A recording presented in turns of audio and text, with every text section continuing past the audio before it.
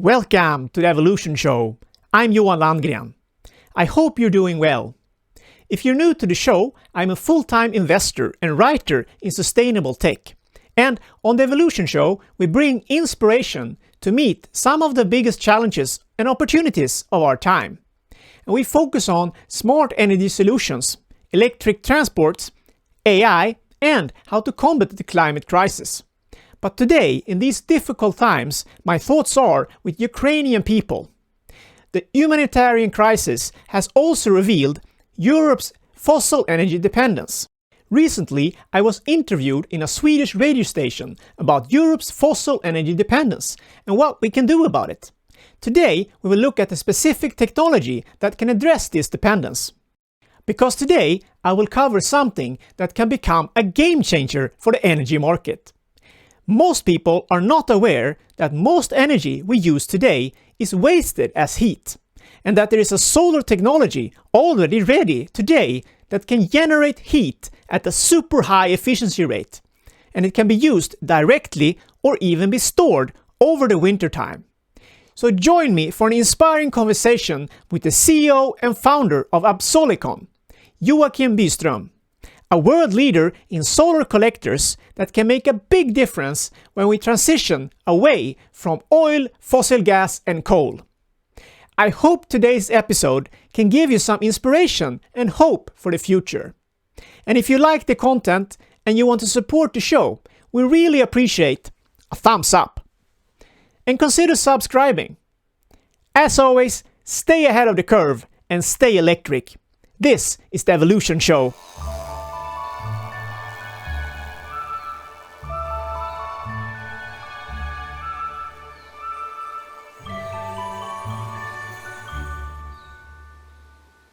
Welcome back to the Evolution Show, Joakim Byström.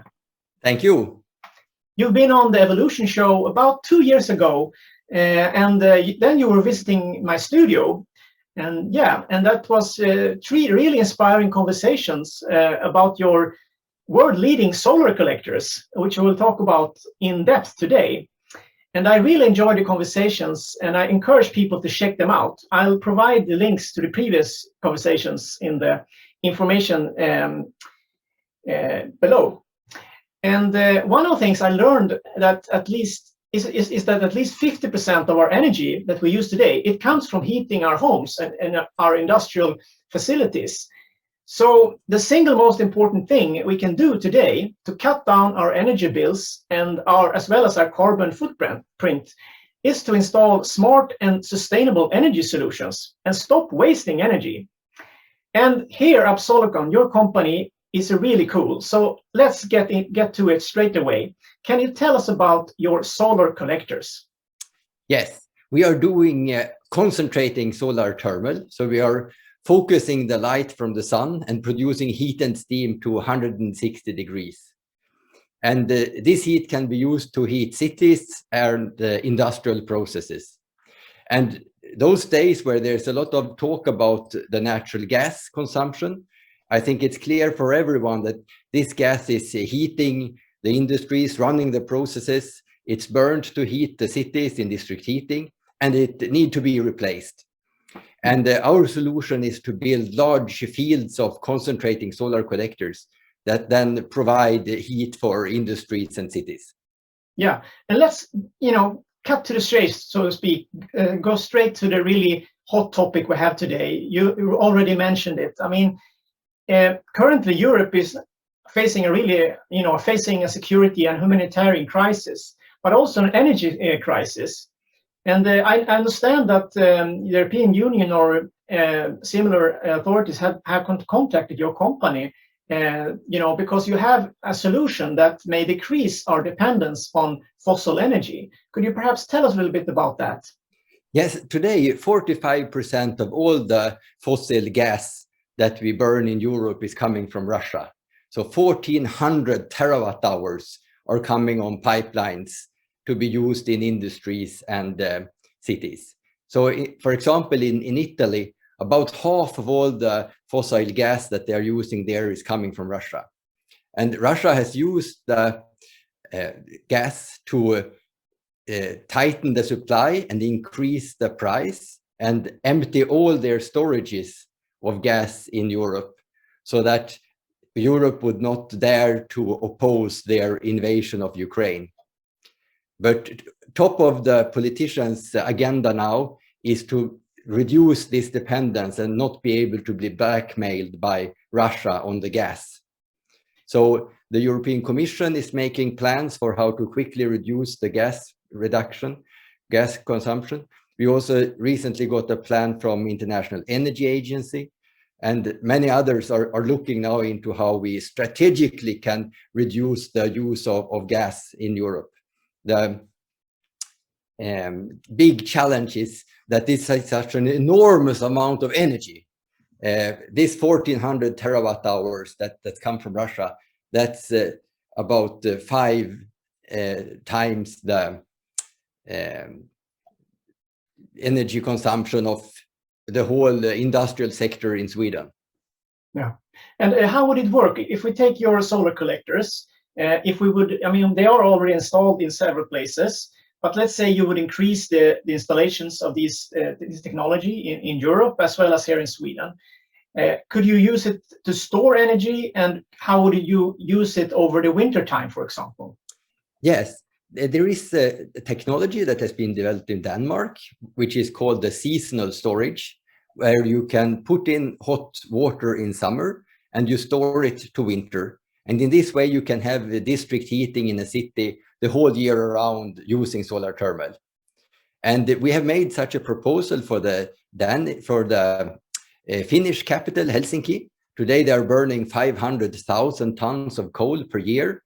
But using solar thermal and seasonal storage, we could simply heat up enormous amount of hot water that we then store to the winter and use to heat Helsinki in winter. And those huge storages, storing energy, such a storage is about 200 times less expensive than storing it in batteries. And the losses from summer to winter is only 5 to 10%. So it's a super efficient way to store energy. So we could, potentially we could install these kind of storage units along with your solar collectors all over Europe, basically. Yes, definitely. And the Swedish Energy Agency did a study in December that showed that solar thermal in combination with those large heat storages could reduce the use of biofuels in Sweden with 11 terawatt hours. That's about a third of all the biofuel that we are burning, the wood chip and the pellet that we are burning in our district heating systems.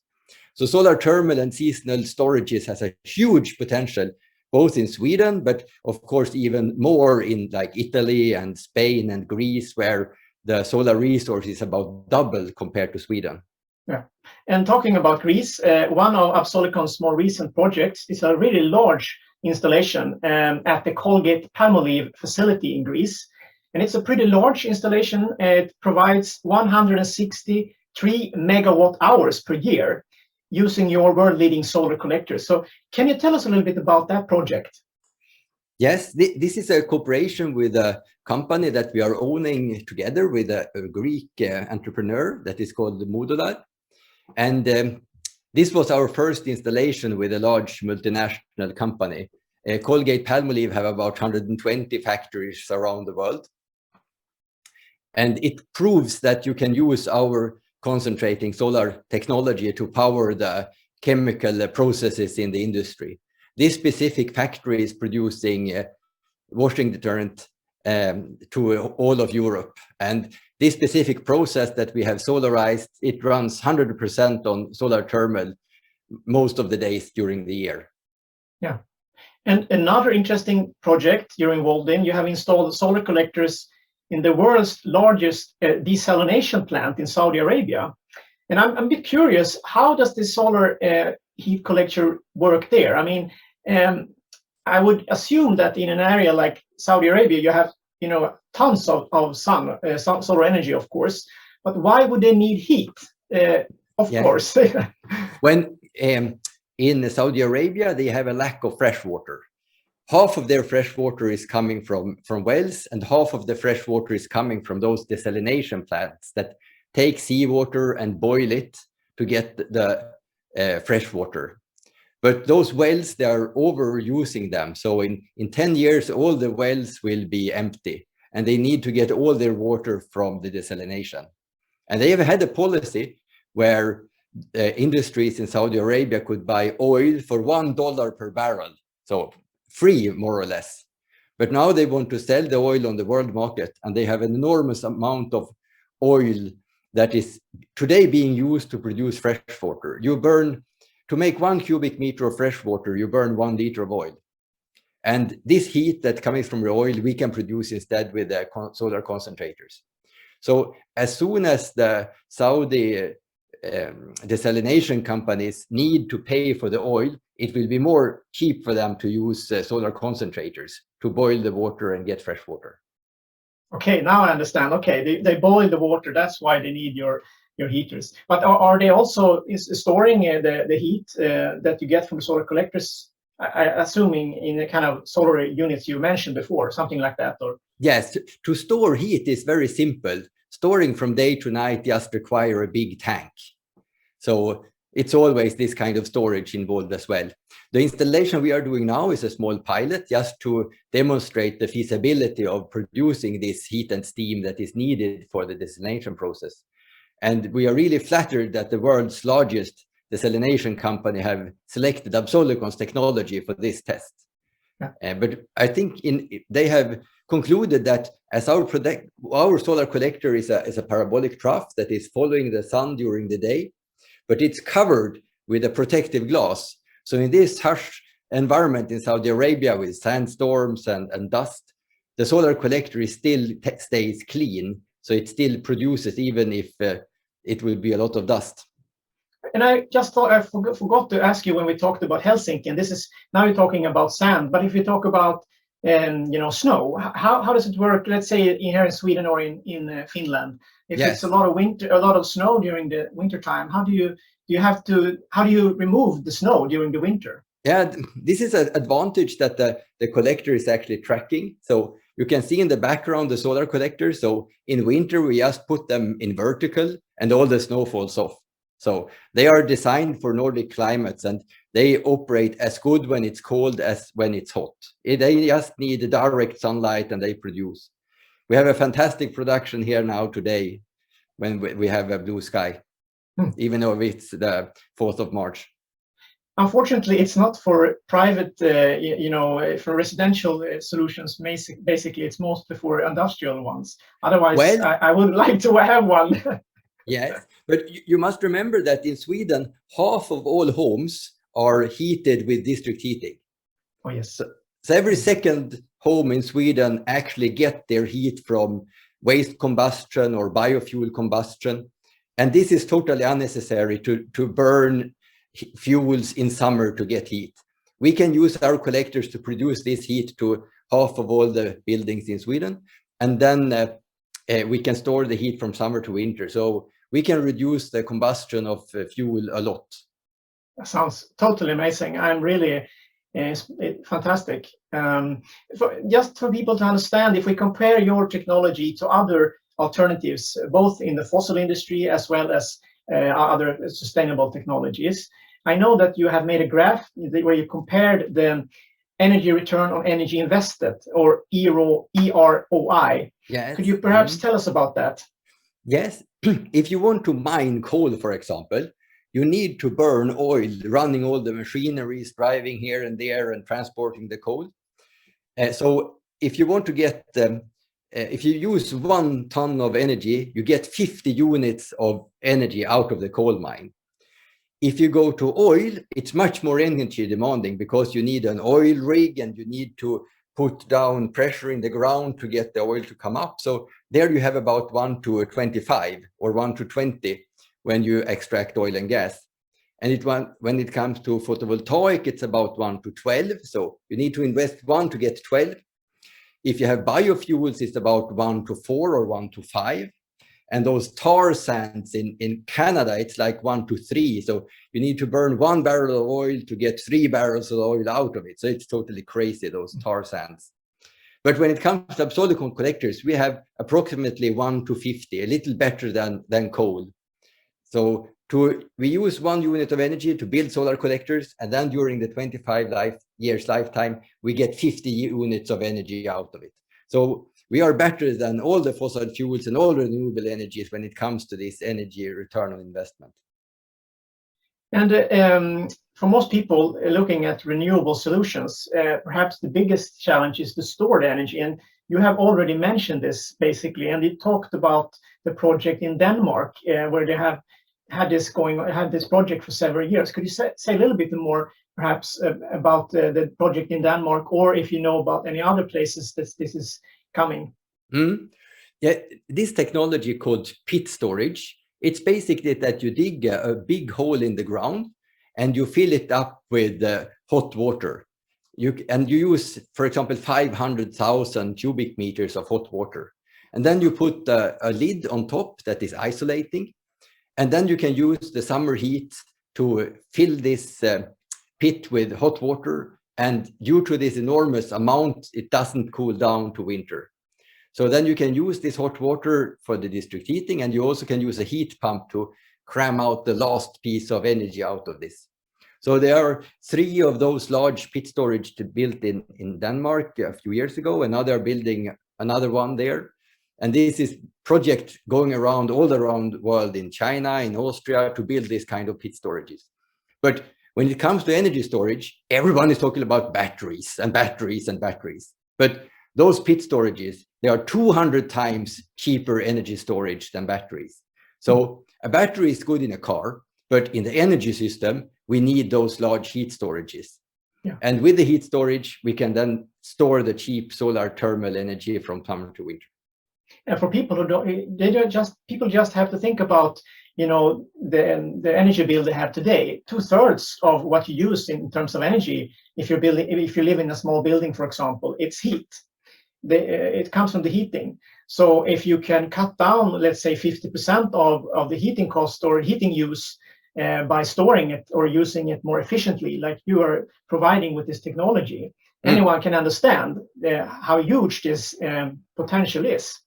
Yes, and it's important to remember also that this heat storage technology that is coming from the solar thermal side, it can also be used to, when there is excess electricity, for example, then you can use some of this electricity also to heat hot water. So in this way, the thermal storage is not only for the solar thermal system, but also to store industrial waste heat and excess electricity. So those large heat storages is a super important part of an energy system that is not relying on fossil fuels. And I have to ask you, because I'm at the moment looking at building my own house, and I have played with the idea that could you potentially, dig down some huge kind of pool storage of water below the surface, below the building, and store that during use the excess heat from the sun, from the summer, and store it for the winter time. Is that possible? Yes, definitely. There are a number of that kind of houses built around the world in the 70s and 80s. But the storage of that kind that is unique, and for one building, it gets quite expensive. But if you're in a district heating system, all the thousands of homes that are connected there, they would share one big energy storage, and then it's very profitable.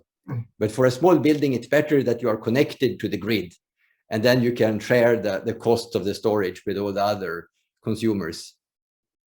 People watching this program, they may wonder what other technologies, comparable technologies to these solar collectors that you provide, are there out there? And one company that I heard about is Heliogen, and that's an American company.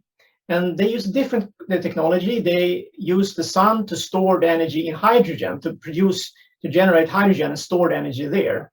But could you tell us a little bit, what's the difference between your technology and Heliogen? What's the pros and cons? Yes, Heliogen is a very exciting company. They are using mirrors on the ground to focus the light to a stationary receiver tower. And in this way, they can get 700 or 1,000 degrees heat up there in the tower. And this high temperature can be used then for chemical industry or for mines that want to do metal processing. So for temperatures above 400 or 500 degrees, the heliogen is a perfect technology. And for temperatures up to 200 degrees Celsius is Absolicon technology superior. But both those technologies, they are based on this principle that we focus the light, and in this way can increase the efficiency of the conversion from solar to heat. And both technologies also have in common that when we build those large fields, we have very small CO2 emissions. If we take traditional photovoltaic cells, they have emissions of 40, 50 grams per kilowatt per kilowatt hour that they produce during their lifetime. And normal solar thermal collectors have about 20 grams per kilowatt hour. But this kind of concentrating technology, we are down to 6, 10 grams of CO2 per kilowatt hour because we use so little material when we are gathering the light. It's just the small mirrors. So I think in the future, we will see a lot of technologies like heliogen and Absolicon that focus the light to get the conversion more efficient. And what is exciting with heliogen is that they put their technology on New York Stock Exchange, and they got a value of about $1 billion. And in our mind, they are a few years behind Absolicon. We have signed 5 pilot agreements with the multinational companies, and heliogen has not yet built any of those pilots with multinationals. They just have one prototype, and we have installations all around the world. So for us, we are a little jealous on them having $1 billion in valuation. We are trading on stock market with about $30 million in valuation. So we hope to learn a little from them how to do the marketing and how to talk about your technology. Yeah, yeah. And perhaps people watch this video and learn more over there, because my biggest audience is in the US. And I see a huge potential, of course, with your technology. I think it's fantastic. But where do you expect Absolicon's solar collectors, if you look a little bit into the future, where will they be used next? In any specific market, region, perhaps? Well, Absolicon's business idea is not to sell the solar collector, but to sell robotized production lines, where we, in cooperation with ABB, mass produce the solar concentrator with robots. So every production line is cost 4 million euro, and it can produce 100,000 square meters of solar collectors every year, or 70 megawatt hour. And we have signed 18 frameworks agreements around the world with companies who want to buy our robotized production line. So we are now close to signing the first sales agreement with a few of those framework agreement partners around the world who want to have the robotic production lines. And it is in Italy, where we have come quite far in developing a market for the production line. And also in North America, we have a partner we are negotiating with. We also have in Egypt and in South Africa. So all those 4 countries, we hope soon to have the robotic production line up and running and producing hundreds of thousands of square meters of solar collectors. First, to provide to the multinationals that we are cooperating with, but then also when there is a abundance of cheap solar collectors on the market, they will also provide heat for hospitals and agriculture and small industry. So getting this kind of robotized production line on the market, that is really a revolution for the local energy system. Fantastic, really fantastic.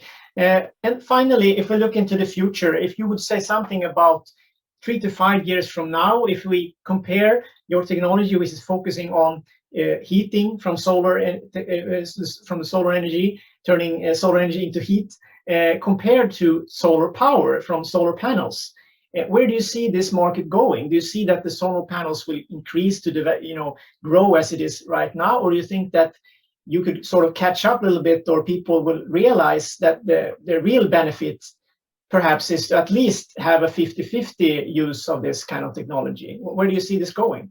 Yeah, it has been an enormous focus from the government on the electricity sector.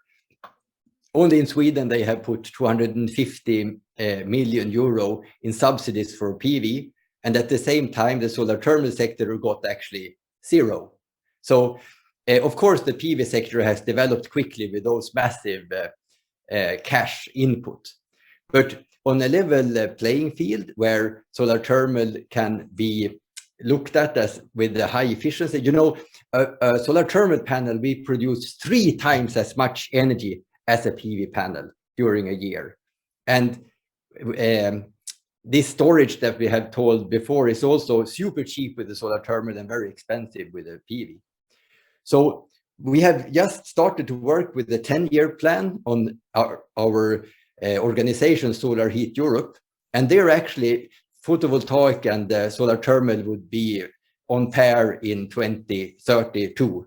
So we would produce about 600 terawatt hour of energy, and PV would produce about 600 terawatt hour of energy. So I would say that in a decade, we will have caught up with the PV.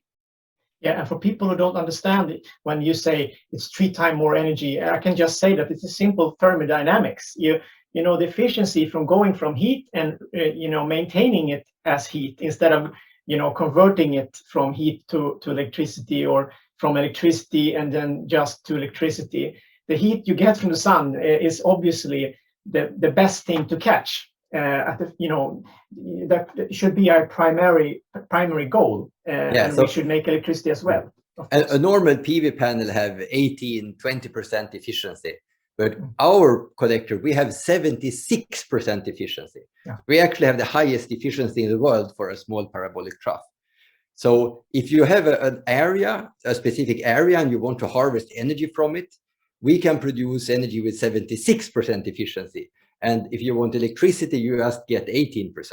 So you need to put priorities to the solar thermal fields and use that, because that is the most efficient. Yeah. I really, really enjoy talking to you, Joakim, and I think this is super interesting. Really, really. And as I said, I would love to have this technology with my house, but I think it's probably better for larger installations. But thank you so much, Joakim, and I hope to have you back on the show at a later time, and we can perhaps see how you develop and learn more. Definitely. We're right now raising almost 100 million SEK, 10 million euro, to really become the world leader in this sector. So you will keep hearing from us. Sounds great. Thank you, Joakim. You're welcome. I hope you enjoyed today's episode as much as I did. Imagine large-scale adoption of Absolicon's solar collectors across Europe. And why not in North America and in other parts of the world?